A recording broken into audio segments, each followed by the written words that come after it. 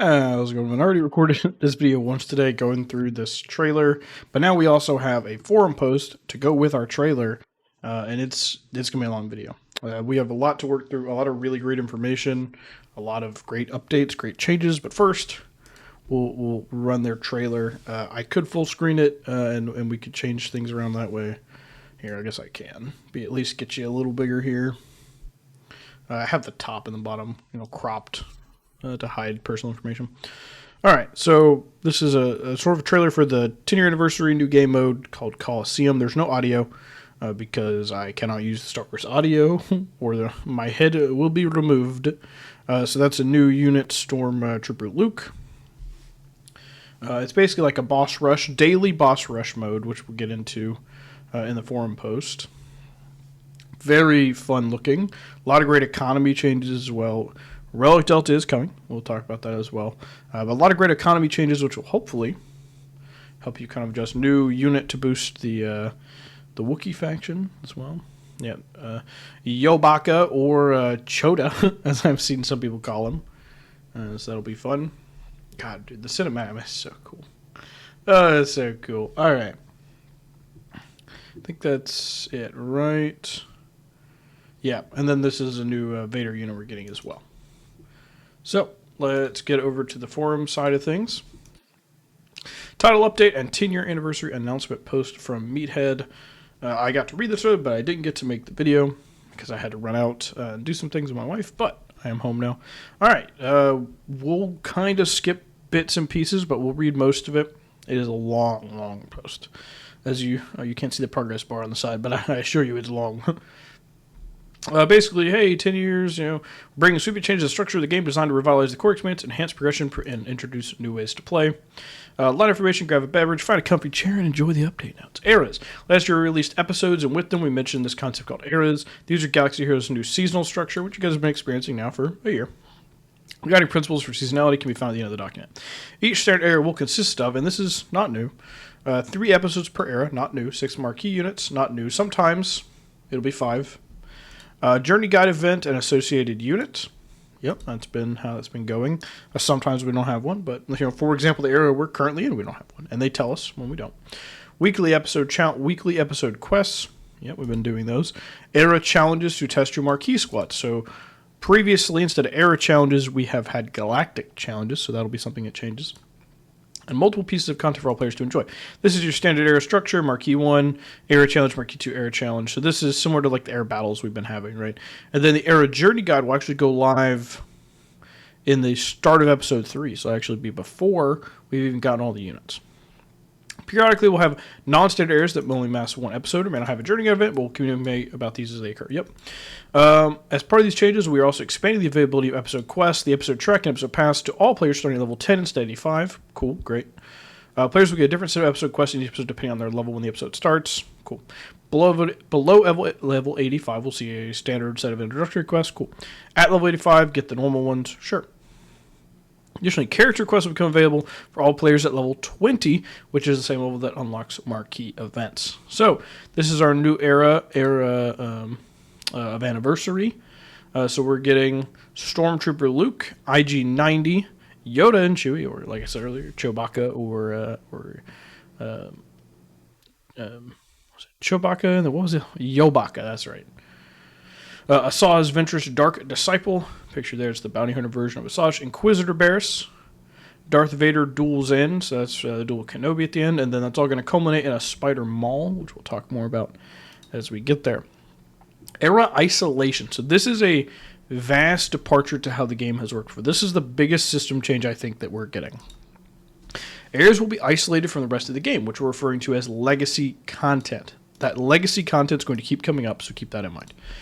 During the era in which each Marquee and Journey Guide unit is released, both the Journey Guide and Marquee units will be considered an era unit. When an era ends, all of the current era units will become legacy units. This is also important.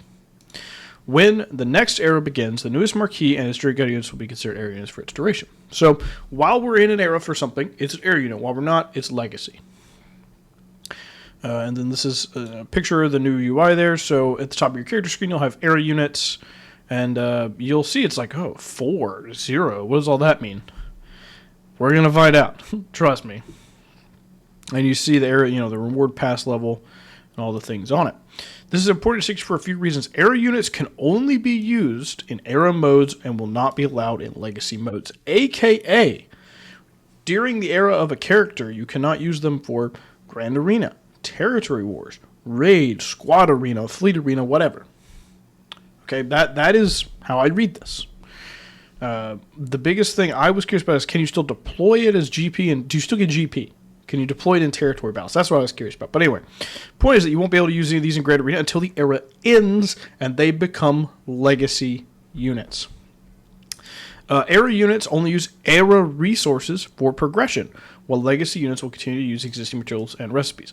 That'll be interesting. We'll get more information about that in a minute. Legacy units cannot be used in era modes or be upgraded with era materials. So separate resources, separate modes. The isolation is primarily to allow players to progress in both the latest content and grow their rosters with legacy content without having to choose where to put their resources, but a more explanation of why this distinction, isolation, is important can be found at the bottom of this update. Essentially, they're saying we want you to be able to upgrade the new stuff and enjoy playing with the new stuff and interact with era battles and era challenges, all these other things, without having to spend the resources you're using going for GL Ahsoka, Lord Vader, Giant Master Mace Windu, whatever, which is great. Awesome. Super happy to hear it. And you'll hear more about the blurring of those lines as we get further on. Era Journey Guide will work a little differently than normal Journey Guide events. The Era Journey events will start at week 9, which I showed earlier, which is when the 5th Marquee is released. Era Journey Guide units will be available at 4 stars to allow players to use them early during the era. The era of this Era Journey Guide will be structured as follows. Tier 1 requires the first of our marquees at 4. At era level 45, and will unlock the Journey Guide unit at 4. So instead of a 7-star unlock for your Journey Guide event, it's now a 4-star unlock. You can get your new legendary unit at 4 stars now, which is great. No more. Did you get this guy? And keep in mind that you can relic at 4 stars now, and they're changing where that goes as well. But hold on, let me see if I can find that. Where is it? We'll go back up. I'm giving you a little spoiler. They're changing exactly how that works as well.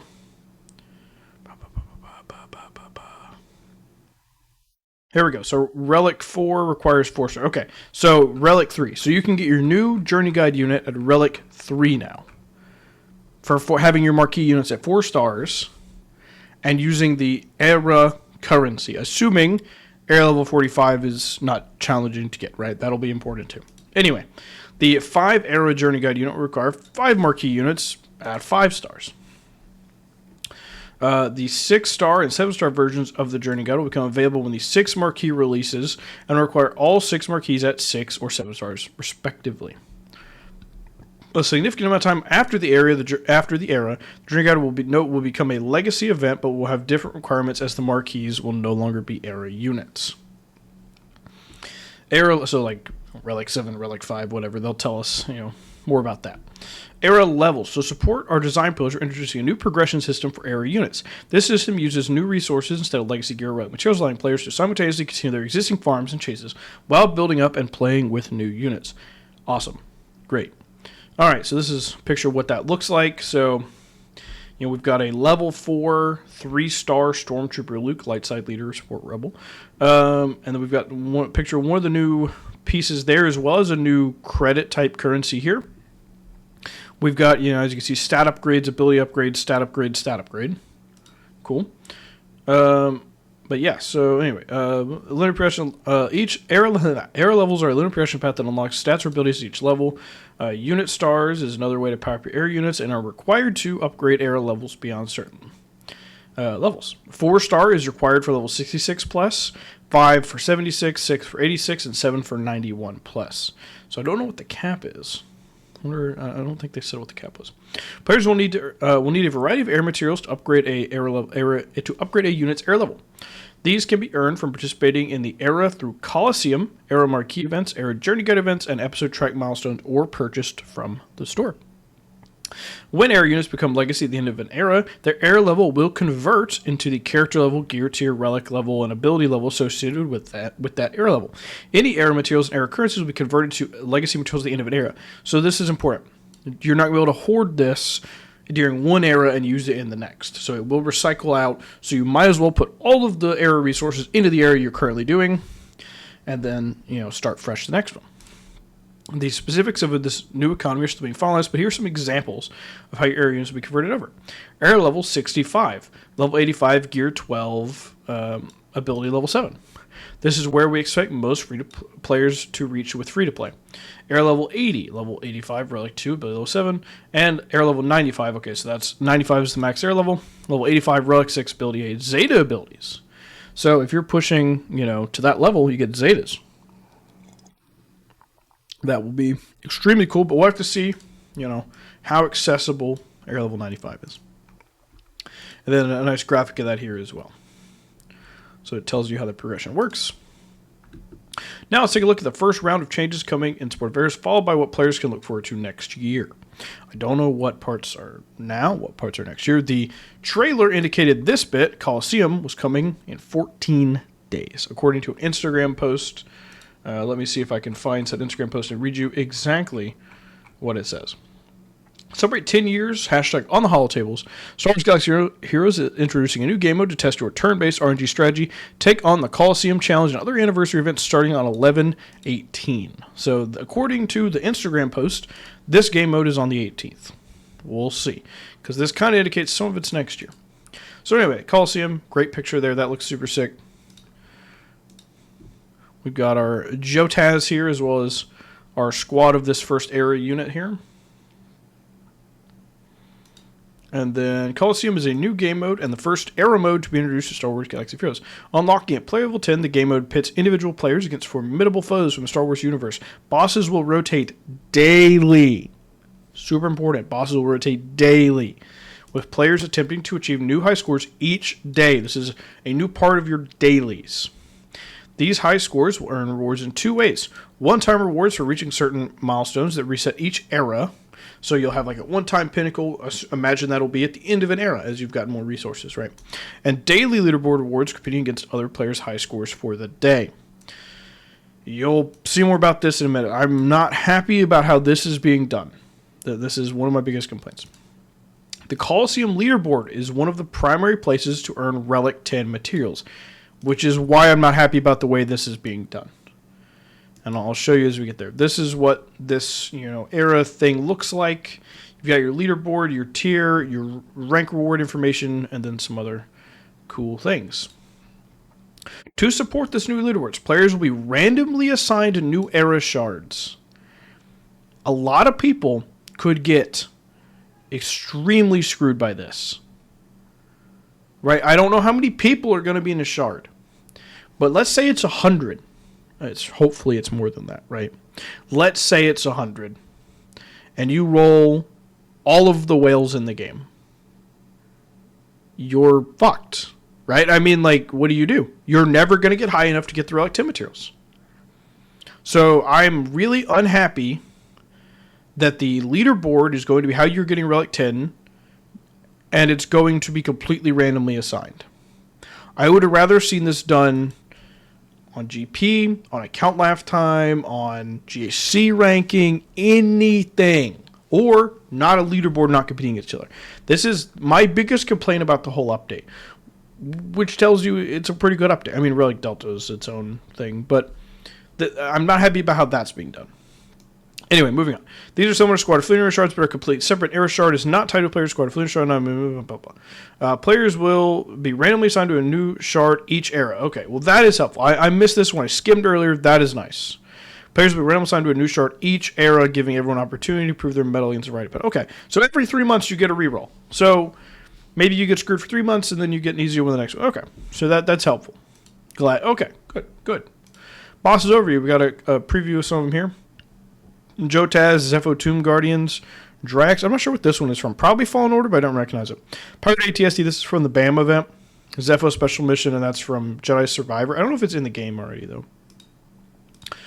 Era Challenges. Era Challenges are another place to use era units this release. These will be replacing Galactic Challenges, so this is important, in an effort to manage how much time players spend completing their daily tasks. So they were like, hey, if we do this and we keep Galactic Challenges, that's a lot. Difficulty tiers are balanced around having era units and squads at certain era levels, and the feats will reward those appropriately. These will be available during the weeks between marquee releases. So between marquee releases, you have the full week to get your marquee up and going, and then you'll be able to do it. Time in-game. This is always important. People are always talking about this. Time needed to complete all these events and modalities is an important topic to discuss as part of these changes. With the addition of Coliseum and managing an era roster on top of your existing roster, it's critical. We ensure the time spent in game daily doesn't increase significantly. We designed the system and the scale of areas to something far more manageable. For this release, Coliseum is a huge focus, but we were careful to ensure only a few battles a day are needed to complete most of the era content and advance up the leaderboard. Your score for Coliseum for each boss is a high watermark that persists over the era, which means once you achieve your best score, you don't need to keep battling over and over again that day. Good. A new type of event is era challenges. Didn't we just read this?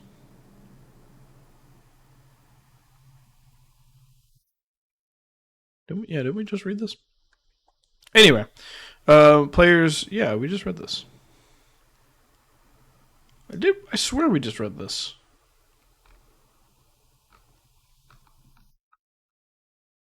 Anyway, new challenges. 7 day every other week, players have 7 days to complete era challenges and use their newly powered up era squads. This should make an era challenge less time intensive than galactic challenges overall. Okay, so it's just the first sentence is the same.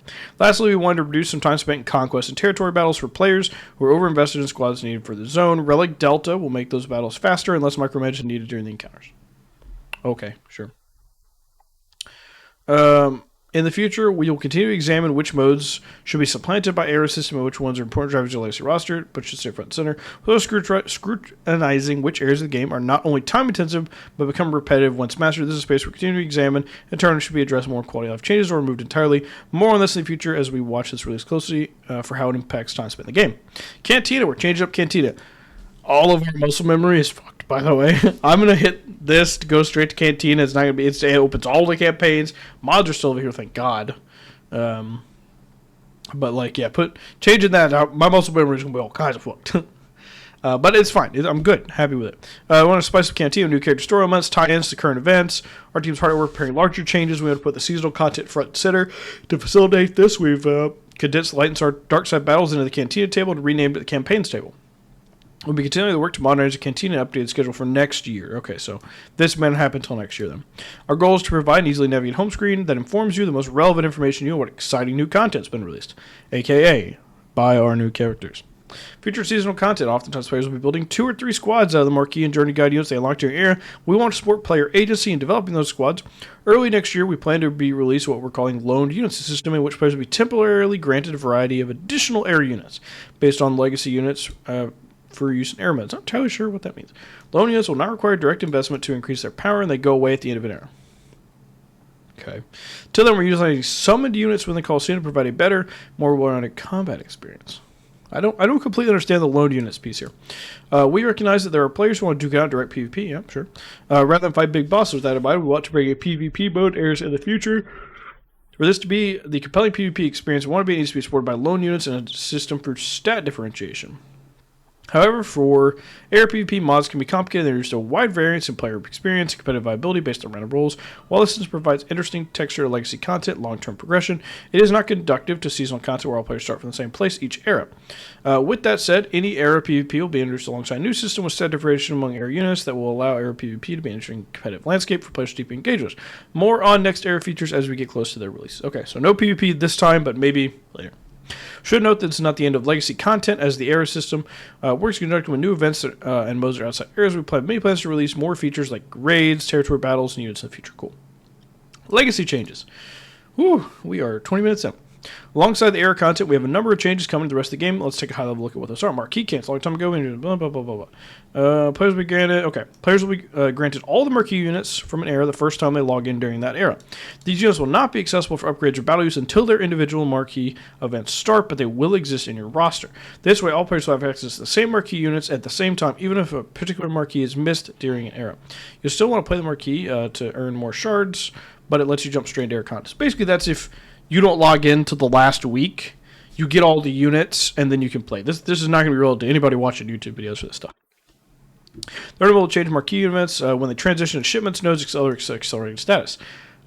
Shipments, second week after their release, era ends and they become legacy characters. Marquee shards will be farmable on an approximately 13 weeks after their marquee event.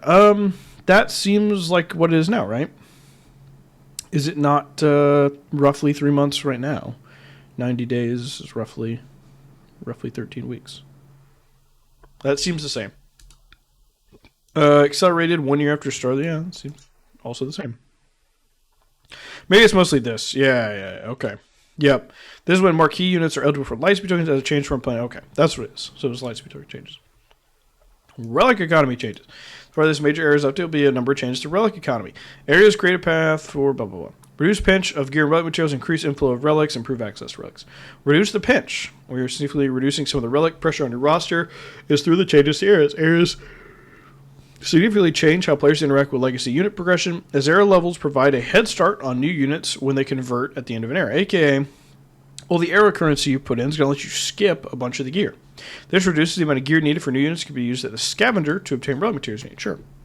Outside of the newest units, era rewards may also impact older journeys. Lightspeed tokens are rewarded from engaging or investing in the era, and can be used on legacy units to accelerate squads' journey events. Again, this reduces the amount of gear needed to get journey requirements up, freeing up gear to use elsewhere. Our goal for eras is to be an efficient way to acquire journey guide units and prep your roster. Additionally, to alleviate some pressure on relic materials for Relic 9, this is big, we are removing fragmented signal data, I believe that is the gray signal data, chromium transistors, and rhodium heat sinks from the Relic 9 recipe. Sure. Every little bit helps, right? All these changes combine allow you to use less gear for upgrading units and save gear for the scavenger to get the relics you want faster. Increase the amount of relic material inflows. While reducing the number of places you need gear, it is important to get more relic materials into players' inventories. This probably comes from updates to milestones on the free episode track. Relic 1 to 5 materials and Tier 1 to 3 Sunday will be placing existing GC salvage boxes on the free episode track. Great. Those shitty gear boxes suck anyway. Players engaging daily in eras will still be able to complete the episode track, and we expect most players to be able to return these or to be able to earn these rewards monthly. On top of that, we're updating the episode shipments to include items like signal data, fragmented, and incomplete. So not the one they just pulled out of, so not blue. So that's gray and green. So players can use their extra episode currency to also boost their relic farms. Improve access to relics. More resources and less pressure on gear when upgrading characters is great, but without access to more of these important materials to upgrade higher tier relics, players would be unable to utilize the additional resource. That in mind, the scavenger will be updated with the following changes. We're not going to go through all these recipes, but basically added 6 new arrow magnifiers, and they just give a reference point there. And then 7 new ways to get droid brains. Essentially, it looks like they made it where you can use Chirotech for both of them. So if you have a bunch of Chirotech, like I do on my main account, you can use it to make Aeromags and Droid Brains. Oh, Droid Brain. Oh, so this is... yeah, these are the ones you could only get from... I see, okay. Yep. So those were not previously farmable. New Relic Signal Data Recipe. Corrupted Signal Data. And that's... I believe this is for Relic 10. Fragmented signal data, incomplete signal data, and flawed signal data, and then it tells you how much you need to convert there. You can do the math on the conversion. In addition, the scavenger raid shipments are being updated. Electrum conductors and Zinbittle cards are being removed from crossing Mark 3 raid to Mark 2. That's going to be huge, because all you really did with Mark 2 was buy the resources to craft those anyway. And now it lets you buy impulse amplifiers and things like that, and keypads. Electrum conductor cost is going to be 75. Mark 3 has nothing. Oh, it's just so cheap. Okay, great. Because you get like 14,000 or something, Mark II. Or maybe it's like 10. Maybe it's like 10. I don't remember. It's a lot. Carbonate circuit board, bronzing wiring, chrome transistor, rotary heat sinks are being changed from Mark II to Mark I. That's great. So now instead of using Mark I to buy random garbage, you can use it for CCBs and bronzing wirings, that kind of thing. Oh yeah, 35 Mark I per, and yeah, you get like, I think I get like 16,000 Mark I. So that's pretty significant. All right, updated rarity requirements. We already looked at this earlier. You can now get Relic 4 at 5 stars, down from 6. Relic 5 at 6 stars, down from 7. And Relic 6, you can now do only 7 stars. So that's the changes there. While we lift the floor of relics for many players, we also want to raise the ceiling with the introduction of Relic 10. Earned from the era shipments, Relic 10 materials will be most valuable for players competing at the high end of Grand Arena Championships and Territory Wars, while new units and content are exciting for most of our veteran players. The competition at the top of our PvP modes is what drives excitement for many of our top players. Increasing the accessibility of Relic 9 means players should feel more comfortable pushing their competitive squads to higher relics. This is the major context for why Relic Delta is important and how to access relics become easier. Speaking of which, Relic Delta. So basically this says, hey, we appreciate the playtest. These are the final values. Basically, it's going to be 5, 10, 25, 40, 60 if you're attacking someone above you. And if you're attacking someone below you, 5, 10, 33, 70, 150 plus the AI also. I still wish this bottom number would just match the top. If we were 5 to 60, both sides, I would appreciate that much more. But we didn't get that. Thanks for feedback. We lowered it. Closer, still monitoring. Yep. Episode track updates. We're about halfway through the post. Jesus. There's a number of changes to the episode track with the release of eras. Additionally, Relic 1 to 5 materials signal. Yeah, I think we read that earlier. Galactic Challenge episode points mitigation. So essentially they're adding new quests, new feats that are going to give you the points you're missing from Galactic Challenges. Free episode pass, quest award, 5,000 episode points, up from 2,000 episode quest, requiring episode pass. Have been changed as well. We're 7 up from 4, so just increasing how much quest gives you, making so now we don't have challenges anymore. There's now a new daily quest for playing in the Coliseum, making it 8 total. Individually daily quest rewards adjusted as well. Lightspeed tokens, all right. They still instantly upgrade, but now grant higher tier. Oh, good. So the lowest tier is now Gear 12. That's great. Lowest tier is Gear 12. 85, 3 stars, Gear 12. Wow, that's great. Tier 2 is 4 stars, Relic 1. Yeah, all the way up to 85, Relic 7. So ability level 7 did say this, by the way, so none of that's really changed. Anniversary era. So this is the era we've already talked about. Paying a lot of homage back to 2015 when the game came out. Anniversary Marquis, Stormtrooper Luke, 1 step up from Farm Boy Luke. The somewhat short Stormtrooper makes Stormtrooper Hunter Princess Leia part of a real Rebel squad along with R2-D2 and Old Ben prior to unlocking Leia Organa. So he might not be great out, if you already have Leia, it sounds like. IG-90, counting up from IG-86 and IG-88, we get IG-90, a notorious bend hunter who provides Dr. Aphra and her crew. I was looking for a picture, I guess it's just the one up there. A much needed tank, thank God. Yoda and Chewie, Yobaka or Chewbacca. Take Clone Wars Chewie, add 1 Jedi Master, bake into a powerful addition to Tarfal's Wookiee squad. Hopefully it makes that team good. I haven't used them because they're just not. Savage Adventure's Dark Disciple. As a bounty hunter, Savage Adventure looked for a place to belong. She made her with their galaxy, much like the Scion, whose squad she'll join. I believe that refers to Athanio. Inquisitor Barris. So I think it's a new pirate then, I think. Inquisitor Barris. As Barris often falls from grace, part of a strong Inquisitorial squad in 3v3 as well as a potential UFU for Seer Jonah to take under her wing.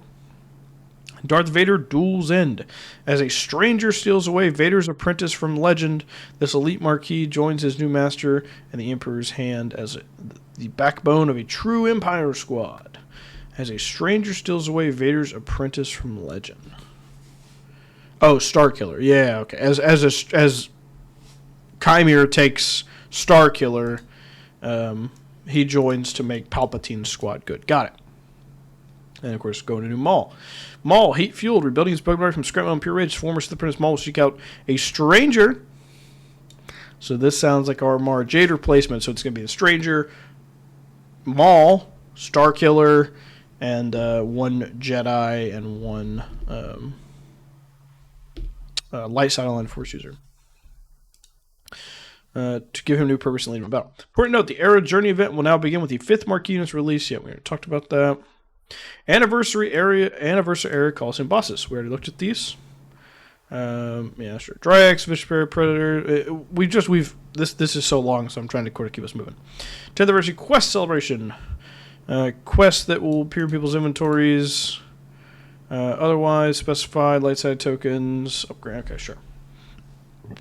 So we don't know what the quest rewards are, but wait. What kind of LST is this? I guess I should read this, huh? Unless otherwise specified, lifestyle tokens or one of these quests upgrade the character to 7 stars and Gear 12. Oh, Gear 13, Relic 0 with all abilities upgraded to maximum level. This includes Zeta upgrades, but not... Every single one of these quests is giving you Gear 13... Gear 13 with Zetas. There's so many of these. I didn't get to look at them earlier. I just saw how many there were. Oh my god. So... Gear 13 Hera, Gear 13 Sabine, with Zetas, 10 Zeta mats, 3 Omicron mats, Gear 13 Ezra Bridger, Gear 13 Chopper, Gear 13 Captain Rex, generic Rebel Lightspeed token, which again, they said Gear 13. That's great. Emperor Palpatine Lightside token. Okay, sure. Well, I'm going to have that one. So that one will dismantle, but whatever. Ahsoka Tano, Jedi Anakin, Mace Windu, Shak T, Kelleran Beck, Jedi, so just any Jedi. Grandmaster Yoda, sure. I mean, like, my free-to-play account, if I can complete these quests, dude, like, if my free-to-play account can complete these, I'm going to, like, double in GP. I have, like, 7 Gear 13s. And this will be huge for the raid on that account. 8th brother, 9th sister. For people that haven't done Inquisitors, there you go. 5th brother, 2nd, all of the Inquisitors at Gear 13. You know how much Chirotech that is? And Zetas? And just generic Empire. R2-D2, sure. Princess Leia, Luke Skywalker, Farm Boy, Old Ben, Storm Han, Akbar, generic droid, Commander Luke, Boba Fett, Bosk, IG, Dengar, Finnick, generic bounty hunter, Chewie, the Mandalorian, Cara Dune. I mean, like, these are... Oh my god. IG-11, Queel, Grief, Mando. And then the Mandalorian Beskar armor if you have Bam. Wow. How many characters is this? How many Gear 13s are they giving away? Assuming these quests are doable. 1, 2, 3, 4, 5, 6, 7, 8, 9, 10, 11, 12, 13, 14, 15, 16, 17, 18, 19, 20, 21, 22, 23, 24, 25, 26, 27, 28, 29, 30, 31, 32, 33, 34, 35, 36, 37, 38, 39, 40, 41, 42 Gear 13 characters. Now, admittedly, this is, going all the way out to May of next year. But 40 Gear 13 characters with Zetas. And if you already have them, they dismantle normally into, hopefully pretty good materials. So, that, for new players, this is so big. Man. That's, hopefully these are really doable for everybody. That's going to be really good. All right. Man, that's really cool. Okay. Pillars of seasonality. Galaxy Heroes have evolved so much in the last 10 years, so we looked at the game. So a few pillars. Sure. Walk through 4 pillars. Seasonal play is for all players. Whether players have been playing for 10 days or 10 years, we want everyone to be able to play with the newest marquee characters together. That explains, the air battle changes, right? The first step to getting all players to experience the newest content was to put all players on the same footing and start an era. One option was simply grant everyone the units for each tier, but borrowing units doesn't allow players to upgrade in a unique way or support tier crafting. Just borrowed units doesn't feel like a compelling way to grow your roster. This led to creation of a new progression system called era level. Yeah, we talked about that. Great. Has a question answer. How will era units interact with existing monsters against the game mode? If it's not the highest relic level, how can players get to a steady competitive viability? Sure. What constitutes game-wide competitive viability? One players could have a roster full of G7 or R7s. Ensuring that these units felt competitive for all types of players in this mode, regardless of what they're going to do with the journey, was impossible. What was viable is for one player in Grand Arena, for example, was completely useless or overpowered for another. We could have picked an average spot and had these units be completely viable for most players, but that would be leaving someone out, and it would violate our pillar of seasonal plays for all players. Additionally, having these units live side by side also creates an in-game communication issue where these could exist in 2 different states based on modes you use them in. Makes sense. Those are a choice. Allow players to use characters at a level that may not be competitive viable. Isolate seasonal play. We chose to isolate seasonal play. Makes sense. Yep, I agree. Pillar 2, focus on the fun. Do I really want to read all this? Here. You want to read this? You can pause it. Read this. It essentially just looks like, we want to make sure people are able to play with things. Enter the Coliseum. The first of our seasonal modes. Guilds vs. Honest, something fun and appealing. Now remember, Pillar 1 seasonal play for all players. Yep, sure. Pillar 3, tell a Star Wars story. If you want to read that one, you can as well. That one there. We will read this fourth one. Pillar 4, error is the most efficient path for player progress. That seems important. So there's one of the top priorities of dual systems as at every turn, keep asking how is this helping players grow their roster. Players who have played for 10 days have drastically different goals than those who have played for 10 years and require very different rewards. All players need to see durable progress from participating in eras, for eras to be the most efficient path for growing a roster. Any progress made during an era needs to translate directly into progress after the era ends. It is critical that players do not feel like they lost any progress or their resources were wasted when upgrading characters. Makes sense. This was a reason for several choice, but not limited to. Why era battles use unique, or era levels use unique materials to get relics? Makes sense, you don't have to choose. Lightspeed rewards area unit conversion. Yep. Lightspeed tokens. Yep. Relic 10 materials for veteran players allow them to power up. Sure. Era currency gives players agency over their rewards. Yep, absolutely. With these, players continue to work on territory battle and raid squads their own and hone their PvP capabilities along new journey guides, chases, while still acquiring newest characters. Yep. Conclusion. Hopefully this provides you a better understanding of how we made some of the choices we did for the Modern 10th anniversary update. We want to move to a world where Galaxy Heroes players who both new and old are strategizing and playing together in the latest event with the latest characters without feeling like they're missing out on the sort of experience, where newer players can feel like they are contributing to guilds meaningfully without years of catching up, while respecting our most engaged players who have been playing for years. Ultimately, seasonality needs to provide real progress toward existing goals. We don't want you to have to choose, basically. Thank you again for 10 years and all tales we couldn't do anything. Star Wars Galaxy Heroes Dead Team. What else was on post? If you have any questions, submit them here, and there's a link. Whew. 36 minutes it took me to read all that. What a gigantic update. It's good. I mean, like, overwhelmingly positive, right? The only thing, there's two things that I don't like about the post. Obviously, Relic Delta. People don't want Relic Delta. That's fine. The other one is the random, I don't like leaderboard competition for this. I hope that it winds up being reasonable, because if it's like only 3 people in your shard to get Relic 10 materials, it's going to suck. We'll see. We'll see how it gets implemented. I tend to always try to be positive, so hopefully it winds up being very basic, and it's just like playing every day, you're probably going to get Relic 10 materials. Maybe you won't get as much as someone that is spending money to max out the era currency, because, as it said, like the era levels and stuff you'll be able to buy in the store. So, like, if you're in a shard with someone who's whaling on this era currency, they'll be able to max. So we'll see what happens. Hopefully it lands well. Relic Delta, obviously, we weren't happy about, but, like, just to kind of sum this up, right? We've got new era levels, new design, new shifting, new game mode, daily things you're doing, Cantina basic changes, Marquee economy changes, Relic economy changes, store changes, new recipes, new crafting, the ability to unlock journey guides at 4 stars. We have been 7-star locked on new characters forever, right? Like now, like a new journey guide is coming around, gets a Datacron. You can go get this new whale Datacron, right? Well, maybe not whale Datacron, but like a new pirate level 6 or whatever. Get your pirates from the era that you're not spending your current currency on. So that's great. We got new characters. We got Maul coming. We've got all these Lightspeed tokens, which, for people in the mid-game, the early game, I mean, if these quests are completable, I mean, this is going to quadruple the amount of relics on my free-to-play account that I started in August of 2024. It will literally quadruple the amount of relics I have. So, yeah, I think this is great. I hope Coliseum is fun. Since they're making it part of our dailies, I hope it's fun. I hope it doesn't take 4 hours, but I hope it's fun. I love that everyone is going to get to, like, that's been such a pain point on my free-to-play account. Like, I don't want to put resources into the new characters for the marquee events and stuff like that. It feels so bad. And this is great. Because now I get to do both. I get to put resources into the new stuff and keep progressing my current farms. That's going to be a blast. Because this stuff is going to convert out at way better than I could have possibly done. It's going to be beneficial to my free-to-play account. It's going to be beneficial to my second account. It's going to be nice for my main account. Yeah, it's going to be good. Great update. Let me know your thoughts in the comments. Love to hear what you have to say. And I'll see you guys in the next one.